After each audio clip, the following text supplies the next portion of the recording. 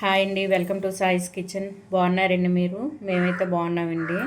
ఇప్పుడైతే నేను వెల్లుల్లి రసం చేసి చూపిస్తానండి మీకైతే. వెల్లుల్లి టమాటా రెండు కలిపి. దీనికోసం అయితే నేను వెల్లుల్లి రెబ్బలను ఒక 20 తీసుకున్నానండి. 20 వెల్లుల్లి రెబ్బలు చిన్న సైజు అండి ఇవి, అందుకు 20 తీసుకున్నాను. పెద్ద సైజు అయితే ఒక 15 తీసుకున్నా సరిపోతాయండి.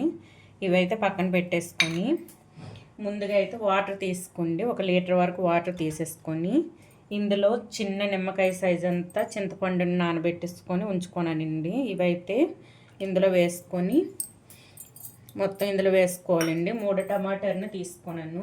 మీడియం సైజు 3 టమాటాలను తీసుకొని ఇందులో అయితే పిసికేసుకోవాలి. ఈ మొత్తం కూడా పిసికేసి ఈ పిప్పు లాంటిది మొత్తం తీసేయాలండి. ఈ 3 కూడా ఈ విధంగా పిసికిన తర్వాత పిప్పు ఉంటుంది కదండి, ఆ పిప్పు లేకుండా తీసేసుకోవాలి. చూడండి, ఈ విధంగా అయితే మొత్తం పిసికి ఇందులో నున్న పిప్పు మొత్తం ఈ విధంగా తీసేసుకోవాలండి.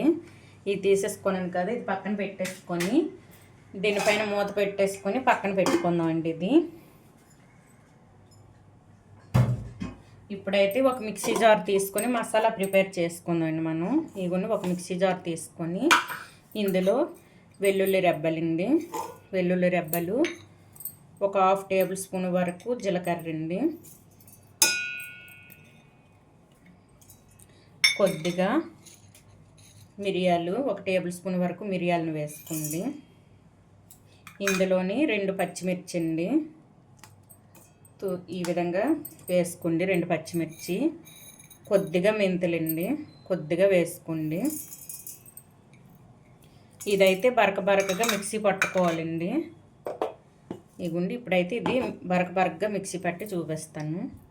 చూడండి, ఈ విధంగా బరకగా మిక్సీ పట్టుకున్న తర్వాత ఇందులో అయితే మనం కొత్తిమీర కాడలను వేసుకుందామండి. కొద్దిగా కొత్తిమీర కాడలు వేసుకొని మరొక్కసారి తిప్పుకోవాలండి. మరొక్క తిప్పికి మిక్సీ పట్టుకోవాలి. చూడండి, ఈ విధంగా అయితే మిక్సీ పట్టుకోవాలండి. ఈ విధంగా ఉండాలి మనకైతే. చూడండి, ఇప్పుడైతే ఇది పక్కన పెట్టేసుకొని స్టవ్ ఆన్ చేసుకుందామండి. చూడండి, స్టవ్ ఆన్ చేసుకొని ఒక పాత్ర పెట్టేసుకోనండి స్టవ్ పైన. ఇందులో అయితే 1 టేబుల్ స్పూన్ వరకు ఆయిల్ వేసుకోండి.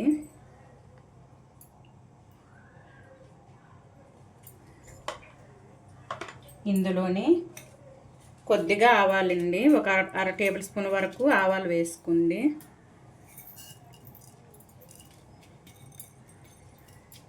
ఇందులో ఒక 1/4 టేబుల్ స్పూన్ వరకు జీలకర్ర అండి. చూడండి, కొద్దిగా ఒక 1/4 టేబుల్ స్పూన్ వరకు జీలకర్ర వేసుకోండి.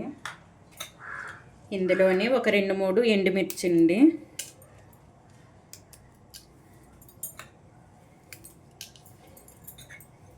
ఇవి వేసేసుకొని మంచిగా వేగనివ్వాలండి. ఇవి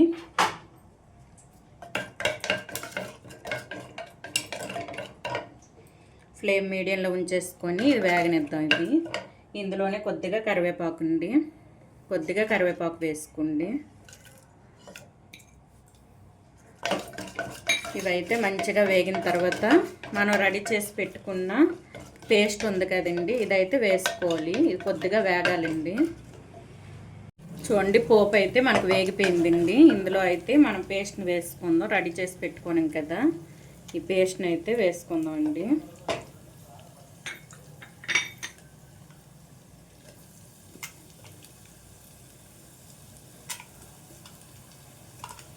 ఇంతే అండి, ఇది మంచిగా వేయించుకోవాలి. కొద్దిగా పసుపు వేసుకుందాం అండి.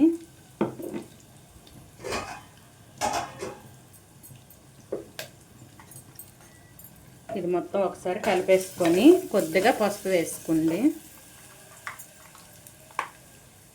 ఒక 1/4 టేబుల్ స్పూన్ వరకు పసుపు అండి.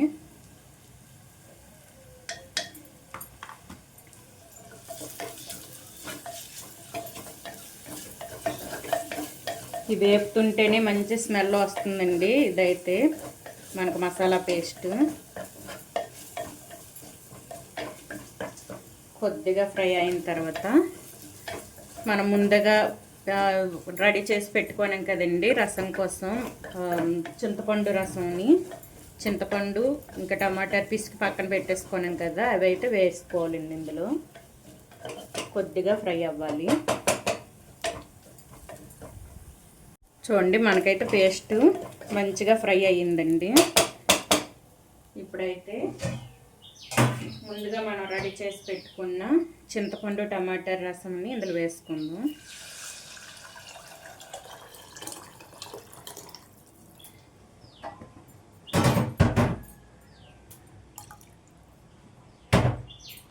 ఇప్పుడైతే ఇది మంచిగా ఒకసారి కలిపేసుకొని సాల్ట్ వేసుకుందాం అండి. టేస్ట్కి సరిపడా సాల్ట్ వేసుకోండి.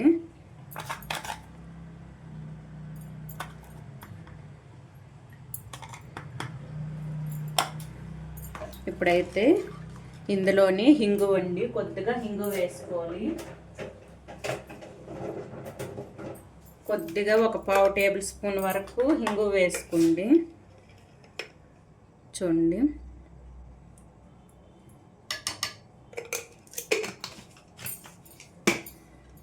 ఇంతే అండి. ఇప్పుడైతే కొద్దిగా బుడగలాగా పైన కొద్ది నురగలాగా వస్తుంది కదండి, అప్పుడైతే ఆఫ్ చేసుకోవాలి. ఇది ఎక్కువ మరిగించకూడదండి రసం అయితే.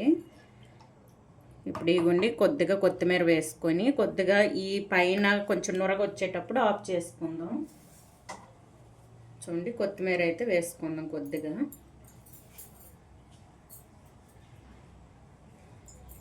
ఎక్కువ మరగనివ్వకుండా నొరగ వచ్చేంత వరకు మరిగించుకుందాం అండి. ఇది ఇప్పుడైతే మూత పెట్టేసుకుందాం, ఎక్కువ మరిగించకండి. చూద్దామండి రసం ఎంతవరకు మరిగొచ్చిందో. గార్లిక్ రసం చూడండి ఈ విధంగా బుడగలు వచ్చేటప్పుడు చూసారా, ఈ విధంగా బుడగలు వచ్చేటప్పుడు ఆఫ్ చేసుకోవాలండి మనం, పూర్తిగా మరగనివ్వకుండా. చూడండి అంతే అండి. ఇప్పుడైతే స్టవ్ను ఆఫ్ చేసుకుందాం.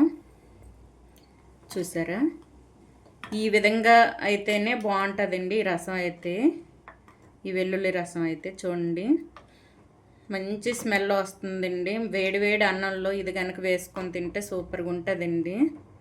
చూసారా ఈ విధంగా అయితే చేసుకోండి ఇంట్లో మీరు. ఎప్పుడు మనం రసం పెట్టుకుంటాం కదండి, మధ్య మధ్యలో ఈ విధంగా కూడా చేసుకుంటే గార్లిక్ మంచిదే అండి ఒంటికి అయితే. మనకి వెల్లుల్లి అయితే ఈ విధంగా చేసుకొని పెట్టుకోండి. ఎక్కువైతే మరగనివ్వకూడదండి రసాన్ని అయితే. చూడండి అంతే అండి, మనకైతే వెల్లుల్లి రసం రెడీ అయిపోయింది. ఈ విధంగా అయితే చేసుకోండి ఈ వెల్లుల్లి రసాన్ని. ఈ వెల్లుల్లి రసం కనుక మీకు నచ్చినట్లయితే అండి లైక్ చేయండి, షేర్ చేయండి, నా ఛానల్ను సబ్స్క్రైబ్ చేసుకోండి. ఓకే బాయ్ అండి.